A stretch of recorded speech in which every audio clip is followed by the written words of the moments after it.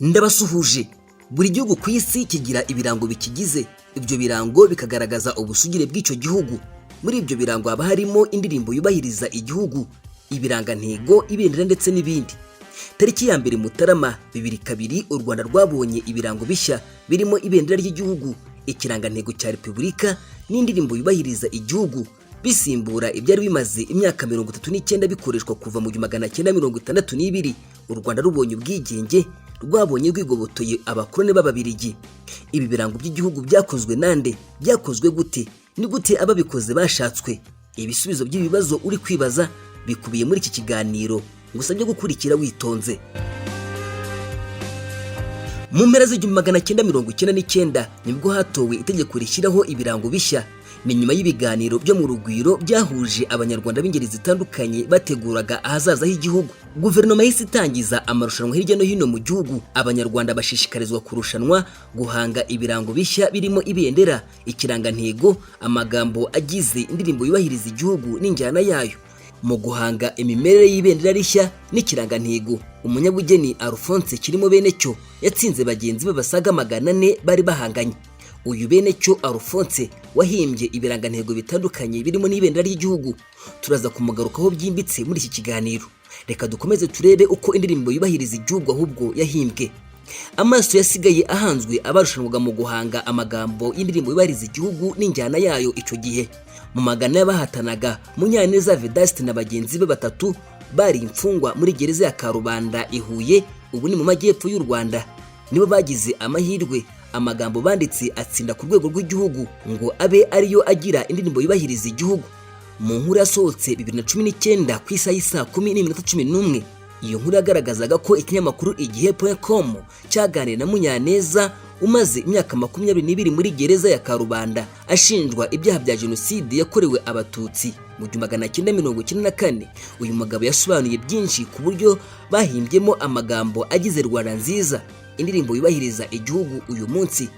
Ibihembo bahawe n'ibyiyumviro agira iyo yumvishe iyo ndirimbo iririmbwa mu birori bikomeye ari we wayihimbye. Avuga ko iyi ndirimbo yahimbwaga mu ijoro cyane, mu twumba two hejuru mu nyubako ishaje ya gereza ya Karubanda niho Munyaneza na bagenzi be bararaga, bakarara batagoyetse bajya impaka ku magambo y'indirimbo yagombaga kuranga u Rwanda mu cyerekezo gishya. Byatangiriye kuri Munyaneza kuko amagambo yanditse niyo yabaye aya mbere muri gereza. Asabwa kwifatanya n'abandi bantu batatu bari bamukurikiye ngo banoze neza ayo magambo maze bazaseruke nk'itsinda ku rwego rw'igihugu. Abo bafatanyije barimo Kalisa Evariste usigaye ari umunyamakuru kuri Radio Rwanda na televiziyo y'igihugu. Hari kandi Shengelora, umwarimu muri kaminuza, na Mbonyizina Jean Marie Vianney ukora muri diocese ya Butare. Ku izuba rya saa 7 z'igitondo mu marembo ya gereza ya Karubanda, Munyaneza yabwiye igihe.com ko Rwanda nziza ariyo nyito yahaye iyo ndirimbo ku mpapuro ze za mbere yanditseho amagambo agize iyo ndirimbo. Amaze guhuzwa na bagenzi be, bamwe bashatse ko inyito ihinduka ababera ibamba, abumvisha ko iyo nyito ari nziza ibereye. Ati, natangiye indirimbo yitwa Rwanda nziza, ariko mu itangira ryayo harimo amakosa nari narakoze. Abandi barambwiraga bati ibe Rwanda rwiza, abandi bati Rwanda yacu, abandi bati Rwanda rwacu, ibintu nk'ibyo. Bambaza bati se nziza nk'iki? Biba ngombwa ko tubiganiraho tubyemeza ikomeza icyo. Bamaze ibyumweru 3 barara badasinziriye. Mu gihe abandi babaga bagiye kuryama, urusaku rucururutse, nibwo itsinda ryabo ryabonaga umwanya wo kujya impaka no gusubiramo neza amagambo banditse.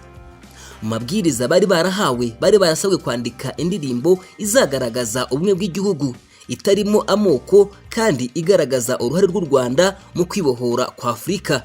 Ati, ubundi muri gereza habagamo urusaku, nta hantu wabona haba hatuje.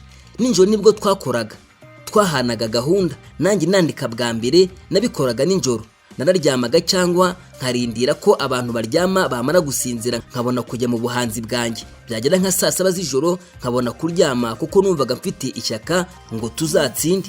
Yakomeje agira ati, tumaze kuyemeza twayeretse ubuyobozi bwa gereza buyijyana mu marushanwa. Ku nshuro ya mbere si twe twabaye aba mbere, ariko amakuru twamenye nuko n'abari babaye aba mbere amanota bari bagize atarashimishije. Ngo wa mbere yagize amanota 69, twe twari dufite 67, bafatamo batatu ari twebwe ba gatatu. Babasabye kongera gusubiramo indirimbo yabo, babereka amakosa abiri bayinenze, babasaba kuyakosora. ariko bisuzumye basanga ahubwo bakwiriye gukosora ibintu bine. Munyaneza avuga ko mu byo bakosoye harimo nk'aho bavuze ngo umuco dusangiye uraturanga, ururimi rwacu rukaduhuza, aho kuvuga ngo umuco dusangiye uraduhuza kuko umuco ntuduhuza, ururimi nirwo ruduhuza. Mu mabwiriza bahawe kandi hari harimo no guhimba indirimbo izumvwa n'umwana wiga mu mashuri abanza akumva ikivuze itarenzeje iminota 3. Munyaneza ajya gusabwa kwifatanya na bagenzi be yari yanditse amagambo y'ibika 4, amaze guhura na bagenzi be bakosora ibika 2 bya mbere. Mu gukosora ayo magambo Rwanda Nziza, Munyaneza na bagenzi be hari ubwo batumvikanaga bakamara iminsi 2 bananiwe kumvikana ku ijambo.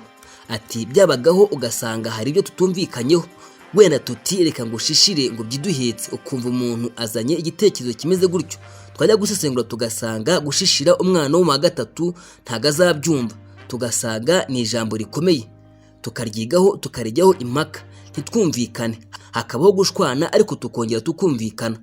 Itangazo yo guhimba amagambo y'indirimbo yubahiriza igihugu ryavuga ko ku ndirimbo izaba yatsinze guverinoma ifite ububasha bwo gukosora amwe mu magambo ayigize. Niko byagenze kuko mu magambo agize ibitero bino bya Rwanda Nziza guverinoma yakosoyemo amagambo 3. Munyaneza ati hari amagambo yahindutse mu yo twari twanditse mbere, hari nk'aho twari twanditse tuti tubukomeyeho ubuziraherezo, ubu haranditse ngo tubukomeyeho uko turi twese. Hahindutsemo amagambo 3 nubwo yose ntayibuka. Munyaneza wagize uruhare mu guhimba indirimbo yubahiriza igihugu Rwanda Nziza ni umukristu, niyo muganira urabibona cyane ukurikije uburyo avuga tuje n'amagambo akoresha. Umunsi babwirwa ko indirimbo banditse ariyo yatsinze, yari yagiye kuririmba muri korali Ingabo z'Umwami y'itorero ry'Abadiventiste b'umunsi wa 7 yo muri gereza ya Karubanda. Birumvikana akimenya yarishimye cyane na bagenzi be, gusa avuga ko muri gereza ibintu bihora ari ibisanzwe, byarangiye bakajya mu mirimo basanzwemo. Amabwiriza avuga ko indirimbo yatsinze nyirayo azahembwa miliyoni 5 z'amafaranga y'u Rwanda ku mfungwa n'abagororwa. Amabwiriza yabo nayo avuga ko umugororwa cyangwa imfungwa yatsinze amarushanwa ihabwa 1/10 cy'ibihembo yatsindiye, andi akajya mu isanduka ya gereza n'urwego rushinzwe amagereza. Munyaneza na bagenzi be bagombaga guhembwa 500 by'amafaranga y'u Rwanda ukurikije amabwiriza y'amagereza, gusa we avuga ko miliyoni 5 zose zikwiriye kuba izabo kuko ibyo bandikaga byose batasokaga muri gereza. Ubuyobozi bwa gereza ngo nibwo bwabibajyaniraga ku bari bashinzwe amarushanwa. Babwiwe ko batsinze muri 2001 ariko byageze 2/3 amafaranga atarabageraho, bigeraho bitabaza Minisitiri w'Umutekano. Munyaneza yagize ati duheruka baduha sheki banadufotora birinda bigera 2/3. Minisitiri w'Umutekano ngira ngo nibazivamo Christophe yaje muri gereza, hari ibintu byari byerekeranye n'amatora, dutanga ikibazo ko tutarabona amafaranga. Yakomeje agira ati Minisitiri yahise ahamagara uwari ushinzwe amagereza amubaza impamvu amafaranga bayatanze akaba ataratugeraho. Icyo gihe hari ku wa 2 abategeka ko amafaranga agomba kutugeraho bitarenze ku wa 4, ko niba batarayaduha uwo bayahaye nawe bazamuzana muri gereza. Ku wa 4 mu gitondo nibwo batubwiye ko amafaranga yaje. Amafaranga yaje ari 500. Ryatsinda batangiye ari abantu 4, yari rimaze gukura rimaze kugira abantu 9. Baraganiriye uko ari 4 baritangije, basanga bitaba byiza kurya ayo mafaranga bonyine, nuko bemeza ko buri umwe afata amafaranga 71,000 asigaye bakayaha bagenzi babo baje mu itsinda nyuma. Uyu wahimbye Rwanda Nziza agira umunezero iyo yumvishe Rwanda Nziza iririmbwe mu birori bikomeye ku rwego rw'igihugu, aho u Rwanda rwaserukiwe mu birori mpuzamahanga. Rwanda Nziza iraririmbwa. Ni ibintu Munyaneza avuga ko atabona uko asobanura nk'umuntu wafunzwe azira icyaha gikomeye ariko akaba yaragize uruhare mu kintu gihabwa agaciro ku rwego mpuzamahanga. Ati iyo mbyumvise biranshimisha, nibuka ndyamye ukuntu ntasinziraga nkumva biranshimishije, nkumva igikorwa nakoze kiranejeje.